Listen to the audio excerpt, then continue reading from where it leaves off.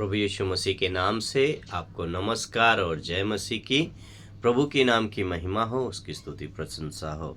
आए हम एक नए विषय की ओर चलें और मैं उम्मीद करता हूं कि प्रभु ने आपको बहुत अच्छी मीठी नींद दिया और एक नया सुबह आपके सामने रखा है। और आज आपके सामने एक बहुत अच्छा उदाहरण और बहुत अच्छा वचनों के साथ मैं लेकर आया हूं और प्रभु के नाम की महिमा हो। और परमेश्वर हमसे क्या चाहता है, हमसे क्या उम्मीद करता है और हम परमेश्वर से क्या चाहते हैं, हमारा उम्मीद परमेश्वर पर क्या रहता है, ये हम आज देखेंगे कुछ बातों को। तो आज का विषय है परमेश्वर दान नहीं, वह हमें चाहता है। परमेश्वर दान नहीं, वह हमें चाहता है। तो कुछ बातों को जो परमेश्वर ने लिखने के लिए मदद किया, मैं आपके बीच में रखता हूं। आज संसार में बहुत लोग सोचते हैं कि परमेश्वर को प्रसन्न करने के लिए केवल दान, चढ़ावा, सेवा या धार्मिक कार्य काफी है। लोग अपने हाथों से बहुत कुछ देते हैं, परंतु अपना हृदय देने से पीछे हट जाते हैं। अपना हृदय देने से पीछे हट जाते हैं। हमारे पास बहुत कुछ हो सकता है देने के लिए, बहुत कुछ हो सकता है चढ़ाने के लिए, बहुत कुछ हो सकता है खिलाने के लिए, परंतु परमेश्वर आपका हृदय देखता है, आपके विचार को देखता है कि आप किस मनसा से खिला रहे हैं, आप किस विचार से खिला रहे हैं, आपकी अंदर का मनोभावना क्या है।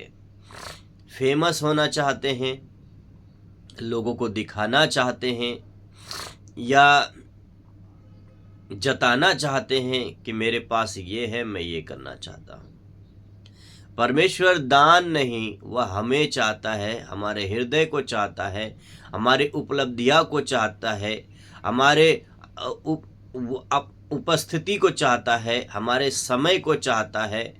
वो आपसे दान नहीं, आपसे कोई दौलत नहीं चाहता। समझ रहे? तो परंतु सत्य यह है कि परमेश्वर हमारे पैसों से प्रभावित नहीं होता, क्योंकि सारी पृथ्वी और जो कुछ उसमें है सब उसी का है। वह हमारी दौलत नहीं चाहता, वह हमें चाहता है। परमेश्वर हृदय आज भी मनुष्यों को पुकारता है। परमेश्वर का हृदय आज भी मनुष्यों को पुकार रहा है। नीति वचन उसका 23 अध्याय हम 26 वचन से देखते हैं। कहता है, हे मेरे पुत्र अपना मन मुझे दे दे। हे मेरे पुत्र अपना मन मुझे दे दे। दान देना आसान है, लेकिन स्वयं को परमेश्वर को सौंप देना थोड़ा कठिन लग सकता है, थोड़ा कठिन होगा। बहुत ज्यादा अपने अंदर संघर्ष करना होगा। कुछ बातों को मैं रखना चाहता हूं। जैसे हन्ना अपने समय में जब अपने पति पनिन्ना क्या बोलते हैं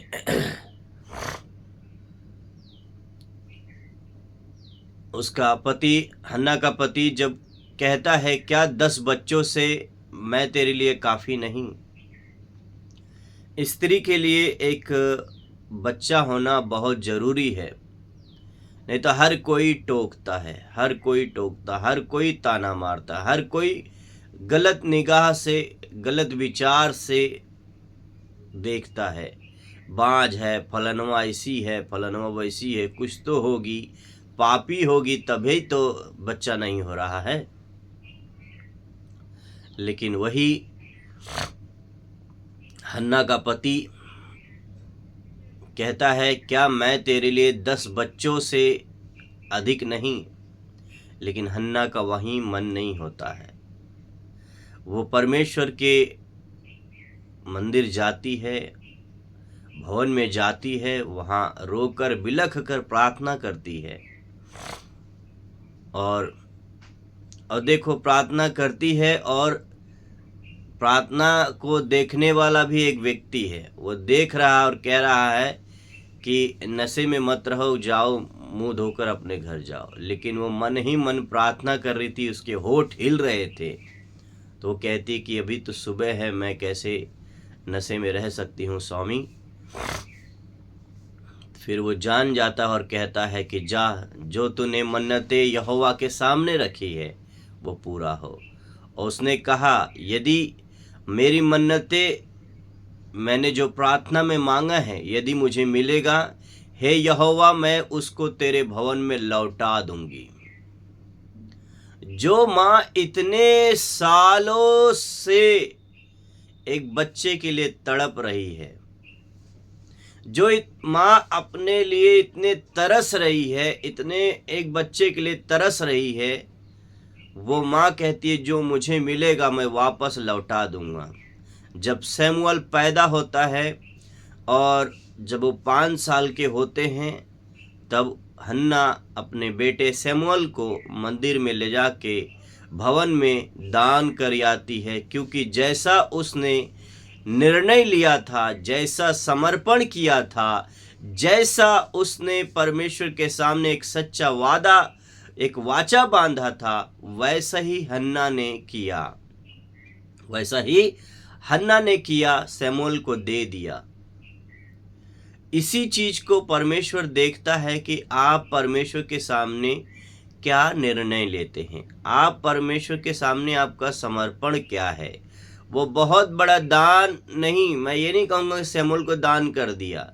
मैं ये कहना चाहता हूँ, जिस ताने से, जिस विचार से, जिस भावना से लोग उस पर ताना कस रहे थे, उससे परमेश्वर ने आज़ाद कर दिया। समझ रहे? जिस बातों से, जिस तानों से लोग कस रहे थे उसके ऊपर, उससे परमेश्वर ने आज़ाद कर दिया। और जिस चीज़ से उसने आज़ाद किया था, उसी चीज़ को, उसी उपहार को, उसी दान को परमेश्वर के सामने हन्ना रख देती है।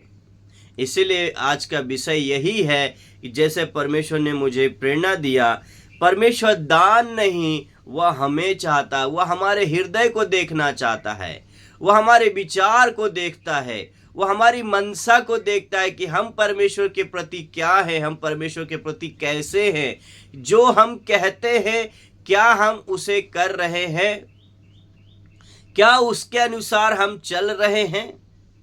यही परमेश्वर देखता है, यही परमेश्वर देखता है। परमेश्वर के नाम की महिमा हो, उसकी स्तुति प्रशंसा हो। धन देना सरल है, लेकिन अपने घमंड, अपनी इच्छा, अपने जीवन को प्रभु के चरणों में रखना, यही सच्ची आराधना है। हन्ना के पास बहुत था, धन दौलत सब कुछ था। समझ रहे?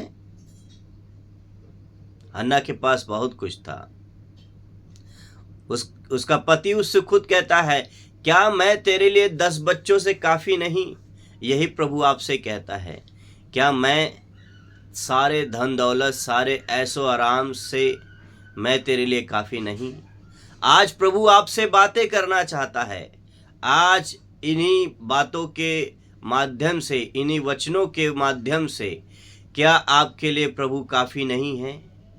क्या प्रभु का वचन आपके लिए काफ़ी नहीं है? क्या आप प्रभु का प्रेम आपके लिए काफ़ी नहीं है? हे जवान बहन बेटियां, हे प्रभु के अच्छे प्रियजनों, क्या प्रभु आपके लिए काफ़ी नहीं है? किन चीज़ों के पीछे आप भाग रहे हैं जिसको आप पा लेंगे परंतु वह हमेशा के लिए नहीं रहेगा? ऐसे चीज को पाइए, ऐसे उपहार को पाइए जो सदा और अनंत काल तक आपके साथ बना रहे। समझ रहे हैं? तो परमेश्वर के हृदय को पहचानने की आवश्यकता है। वो हमारे लिए क्या कर रहा है, हम उसके लिए क्या कर रहे हैं। वो हमारे लिए सब कुछ लुटा चुका, सब कुछ देने के लिए तैयार है। क्या हम चंद रुपए, चंद धन दौलत में से उसे दान देकर बस प्रसन्न करना चाहते हैं, या सच्ची आराधना जो परमेश्वर ढूंढता है उसको हम करने की कोशिश करते हैं? आप किन बातों पे परमेश्वर को प्रसन्न करेंगे वो आपके ऊपर निर्भर करता है। मैं एक उदाहरण रखता हूं। कैन और हाबिल दोनों परमेश्वर के पास भेंट लेकर आए। बाइबल में कैन और हाबिल हैं और दोनों ने ही अपना अपना भेंट परमेश्वर के पास लाया, लेकिन परमेश्वर भेंट दोनों का देखा, दोनों का भेंट देखा। कैन भी लाया, हाबिल भी लाया, लेकिन परमेश्वर ने हाबिल की भेंट को ग्रहण किया और कैन की नहीं। क्यों?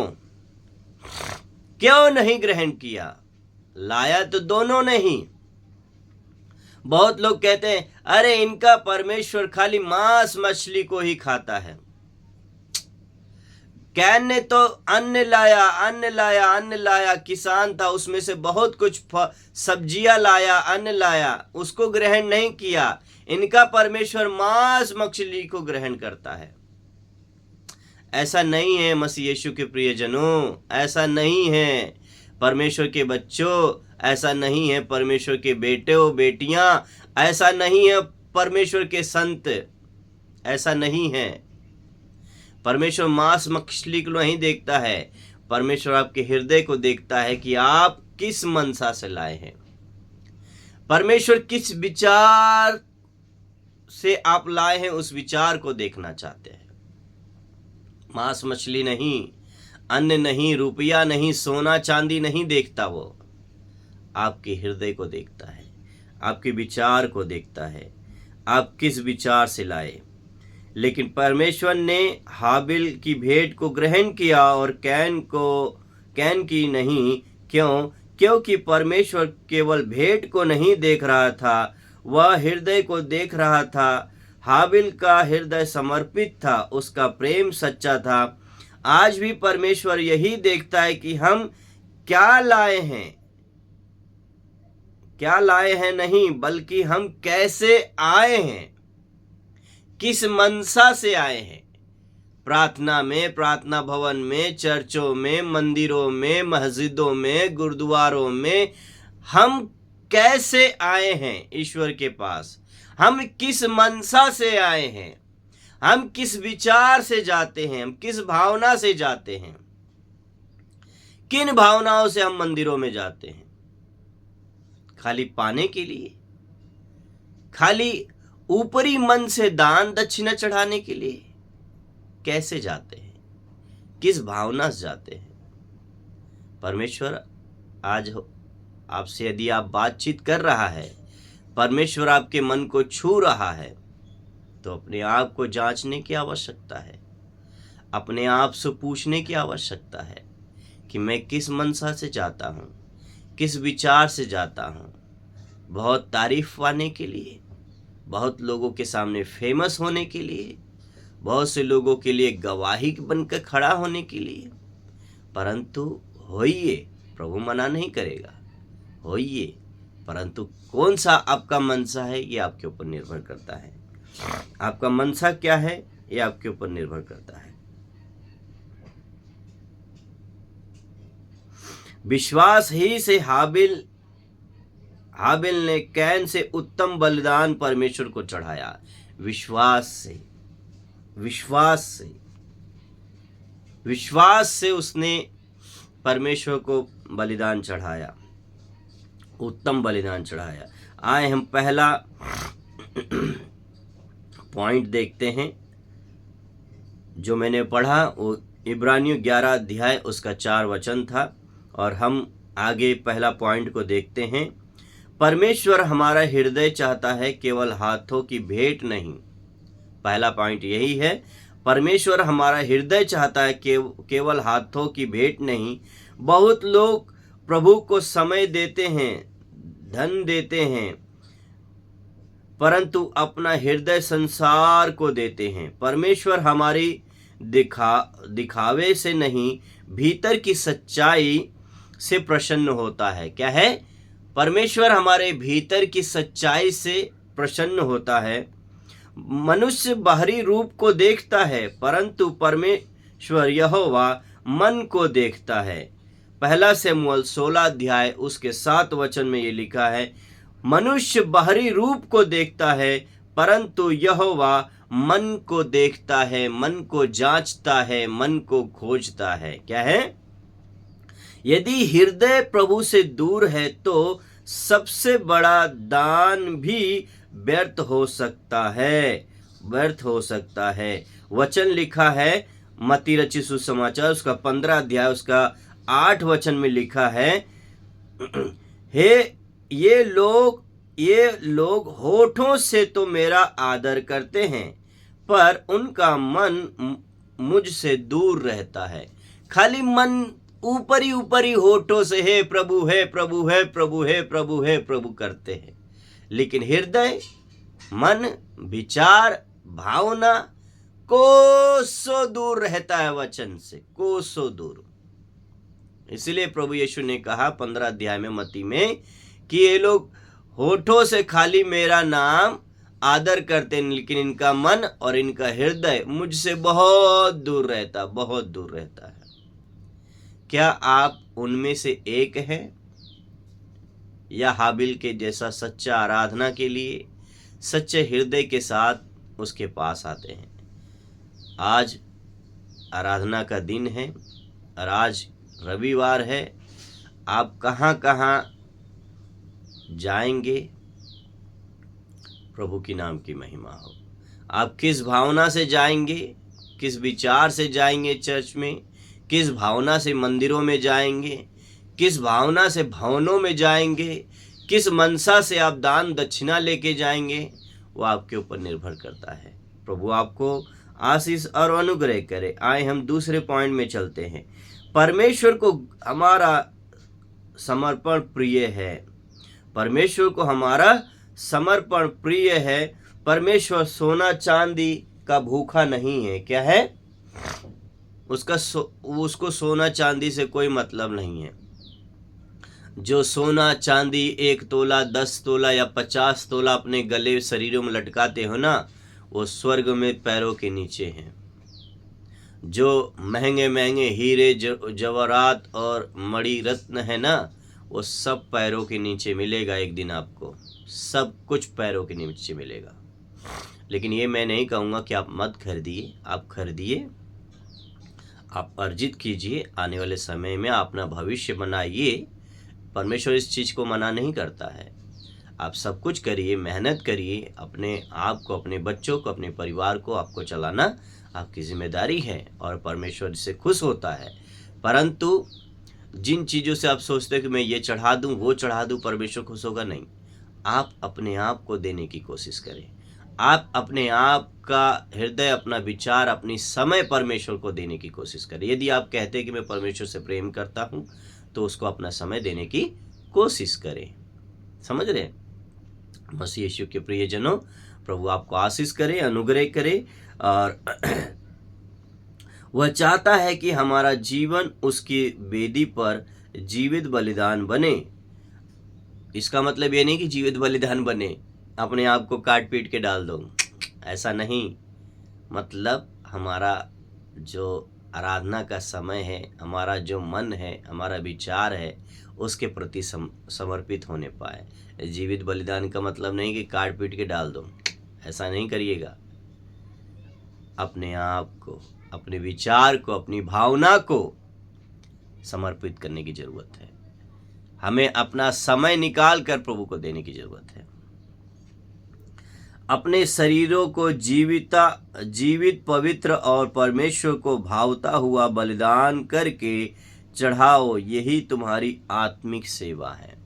जैसे मैंने कहा, काट पीट के नहीं, अपने आप को अर्पण करना है, अपने आप को बलिदान करना है। अपने आप को बलिदान का मतलब संसारिक बातों से, विचारों से, भावनाओं से, बेकार की उन काटाकूटी से, काट पीटों से, तमाम उन भावनाओं से, विचारों से आपको निकल कर परमेश्वर को अपने आप को अर्पण करने की ज़रूरत है। तो जो वचन मैंने पढ़ा, रोमियो 12 अध्याय उसका 1 वचन है। जब हम कहते हैं प्रभु अब मेरा जीवन आपका है, तब स्वर्ग आनंदित होता है। और तीसरे पॉइंट को हम देखते हैं, परमेश्वर रिश्ता चाहता है, केवल रस में नहीं। धार्मिक कार्य करना आसान है, परंतु प्रभु के साथ चलना अलग बात है। वह आपका बहुत कुछ नहीं चाहता, जैसे रस्म रिवाज, इन दुनिया भर की चीज़ों को प्रभु नहीं चाहता। वो प्रभु चाहता है कि हमारी रिश्ता कैसा है, हमारा संबंध परमेश्वर के प्रति कैसा है, परमेश्वर के प्रति हमारा उठना बैठना, हमारा विचार, हमारी भावनाएं, हमारी प्रार्थना कैसा है। परमेश्वर केवल रविवार की आराधना नहीं चाहता, वह हर दिन हमारे साथ संबंध चाहता है, वह हमारे साथ रहना चाहता है, वह हमारे विचारों में भी काम करना चाहता है। हमारा भी विचार उसके प्रति कार्य अच्छा होने चाहिए, उसके प्रति हमारा समर्पण होना चाहिए।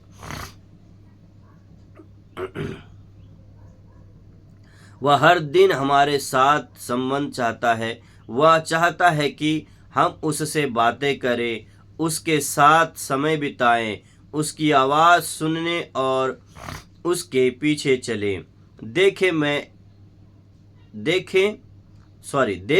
मैं द्वार पर खड़ा हुआ खटखटाता हूँ। यदि कोई मेरा शब्द सुनकर द्वार खोलेगा तो मैं उसके पास भीतर आकर उसके साथ भोजन करूँगा। प्रकाश्य वाक्य 3 अध्याय उसका 20 वचन। क्या ही अद्भुत बात है। सृष्टि का परमेश्वर हमारे हृदय में स्थान चाहता है। क्या है?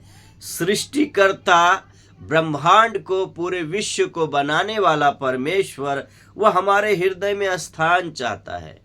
लेकिन हम क्या देते हैं? दान, दक्षिणा, बड़ा बड़ा सब कुछ, लंगर, पहले भैया खाओ पियो मस्त रहो। अरे फलनवा ने हजारों को खिलाया, दान कर दिया, आज भंडारा किया है, आज चर्च में मेरे तरफ से खाना रहेगा। ये अच्छी बात है, मेरे तरफ से ये रहेगा, ठीक है। जब आपने अपना नाम ही पुकार दिया तो आपका दान दक्षिणा कहाँ रह गया? प्रभु कहता है अपने दाहिने हाथ से जो दान करो उसे बाएं हाथ को पता ना चले। मतलब आप समझ गए होंगे, दान ऐसा करो किसी को पता ना चले। क्या करें? मनुष्य का विचार है ना, लोग जानना भी तो है। फलानवा इतना देता है, फलानवा इतना देता है भैया, फलानवा बहुत कमाता है, फलानवा के पास बहुत कुछ है, फलानवा इतना इतना देता है, तुम क्या देते हो? इसने ये किया, इसने ये किया, तुम क्या करते हो प्रभु के लिए? अलाउंस भी किया जाता है, सही चिल्लाते हैं, फलाने ने इतना दिया, फलाने ये आके करता है, फलाने सुबह सुबह ये आके करता है, फलाने ने ये दान किया, फलाने ने ये ला के दे दिया। फिर आपका दान कहाँ रहा? फिर आपका दान कहाँ रहा जब आपका नाम पुकार दिया गया हजारों के बीच में? फिर आपका वो जो दान करने का अच्छा विचार था वो कहाँ रहा? जब लोग आपको जान गए, जब आपको लोग सुन लिए आपके नाम को, कहाँ फायदा? क्या फायदा आपके अच्छे विचार का, आज आपके दान का? फलानवा ने चर्च में ये लाया, फलानवा ने इतनी कुर्सियाँ लाई, फलानवा वो लाए। मैं एक उदाहरण देता हूँ, एक छोटा सा, जहाँ मैं बाइबल कॉलेज पढ़ने के लिए गया था बिहार में। जिस बाइबल कॉलेज को बनाने के लिए अगस्टिन जेबा कुमार अंकल जी ने जो प्रार्थना की थी, तिमोथियस बाइबल कॉलेज, उस बाइबल कॉलेज के लिए पैसे नहीं थे, उसको पैसे नहीं थे, लेकिन लोग प्रार्थना कर रहे थे कि प्रभु के लोग, प्रभु के बच्चे यहाँ तैयार किए जाए, ऐसा जगह बनाया जाए कि जहाँ बेटे बेटियाँ पढ़कर प्रभु के नाम की महिमा करें। लेकिन उस स्थान को बनाने के लिए पैसे नहीं थे। लेकिन किसी ने 25 लाख रुपया वहाँ दान करके चले गए। कोई नाम नहीं, कोई कुछ नहीं, किसने दिया, कहाँ से दिया, कौन लाया, क्या किया, कुछ पता नहीं चला। अंकल के जो किताब उन्होंने लिखे हैं उन किताबों में उसका जिक्र होगा, उस किताबों में उस बात का जिक्र है। ऐसे दान करके चला गया व्यक्ति और का कोई नाम नहीं, कोई कुछ नहीं, लेकिन परमेश्वर का आज भी धन्यवाद करेगा हर एक व्यक्ति जो जो उस कमरे में बैठ के पढ़ाई करेगा, जो जो बैठ के उसमें बैठकर हवा लेगा, पढ़ाई करेगा, परमेश्वर की शिक्षा लेगा। अगर वो व्यक्ति जानेगा, वो लड़का लड़की जानेगा, परमेश्वर की नाम की महिमा करेगा और उस व्यक्ति का धन्यवाद करेगा जिसने अपने भले मनसा से उतने बड़े रकम को देकर चला गया और कोई नाम नहीं। आज आप चर्च में 10 कुर्सी ला दिए, अरे फलनवा ने 10 कुर्सी दिया है, क्या फायदा? आपका नाम सामने नहीं आना है, आपका नाम सामने नहीं आना है। बस अगर आपका नाम जानना है तो प्रभु को जानना चाहिए, लोगों को नहीं। क्या है? लोगों को नहीं। आए हम चौथा पॉइंट को देखते हैं। जब हम स्वयं को देते हैं तब परमेश्वर प्रसन्न होता है। जब हम स्वयं को देते हैं तब परमेश्वर प्रसन्न होता है। परमेश्वर को सबसे अनमोल भेंट हमारा टूटा हुआ नम्र और समर्पित हृदय है। दाऊद कहता है, भजन संहिता उसका 51 अध्याय 51 17 वचन, परमेश्वर सबसे अनमोल भेंट हमारा टूटा हुआ नम्र और समर्पित हृदय चाहता है। हे परमेश्वर, टूटा और पछताया हुआ मन तू तुच्छ नहीं जानता। टूटा हुआ, पिसा हुआ या पछताया हुआ मन को तू तुच्छ नहीं जानता, तुच्छ नहीं जानता। जब नम्र रहेंगे, आपका मन परमेश्वर के प्रति है, परमेश्वर कभी भी आपके मन को, आपकी भावना को तुच्छ नहीं समझेगा। शायद आज हमारे पास देने के लिए बहुत धन होंगे, लेकिन यदि हमारे पास समर्पित हृदय है तो वही परमेश्वर के लिए सबसे बड़ी भेंट हो सकती है, हो सकती है, हो सकती है। मैं कुछ बातों का निष्कर्ष निकाला हूं, उस बातों को आपके सामने रख कर हम प्रार्थना में जाएंगे। मसीह यीशु के प्रियजनों, परमेश्वर हमारे पैसों से बड़ा है, वह हमारी भेंटों से बड़ा है। वह हमें चाहता है। हो सकता है लोग आपकी बाहरी स्थिति देखें, लेकिन परमेश्वर आपके हृदय को देख रहा है। आज प्रभु हमसे पूछ रहा है, क्या तुम अपना जीवन मुझे दोगे? दान देने से पहले स्वयं को दीजिए, भेंट से पहले अपना हृदय दीजिए। लेकिन जब मनुष्य स्वयं को परमेश्वर को देता है तभी उसका जीवन सच में बदल जाता है। क्या है? तभी उसका जीवन सच में बदल जाता है, सच में बदल जाता है। आज आपके हाथ में है, आप किस मनसा से प्रार्थनाओं में जाएंगे, किस मनसा से प्रार्थना भवन में जाएंगे, किस मनसा से मंदिरों में जाएंगे, ये आपके ऊपर निर्भर करता है। समझ रहे?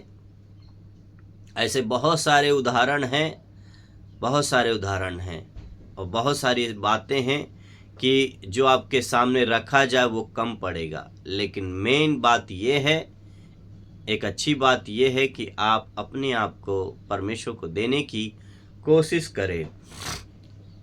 अगर परमेश्वर को आप नहीं दे पाएंगे तो आपका सारा धन दौलत जो भी दान है देना, सब कुछ व्यर्थ होगा, सब कुछ व्यर्थ होगा। उससे कोई फायदा आपको नहीं मिलेगा। आप उन लोगों के कटघरी में आ जाएंगे, हे प्रभु हे प्रभु हे प्रभु हे प्रभु हे प्रभु हे प्रभु। होठों से कहने की आवश्यकता ना होनी चाहिए।